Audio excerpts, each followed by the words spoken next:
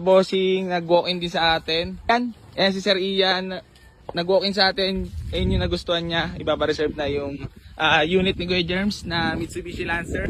Kulay red at bagong paint. Yan, syempre, hindi na talaga na si Kuya Germs ng mga gusto mga latag talaga unit para sold agad pag may nag-walk-in. Pakalapit mo talaga. So ito yung nagustuhan ni Sir, i-check na daw. Pero nakapag-send na ng 15k sa GCash yung kapatid niya. Nasa Korea daw, shout out. All gusto to. Naka-libero bumper, white plate. Posting ang nangyari. Ang buo naman ng mga headlight. Ang paint niyan, still presentable. Magaling pumili si Sir. Pogi. Meron kayo siya shout out. Shout out sa mga trabaho sa SM. Sa? SM Makati. SM Makati.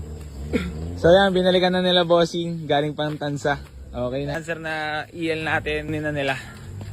Si bossing yung nag-down kanina ng 15k. Congrats. Bagong ilamos na posting.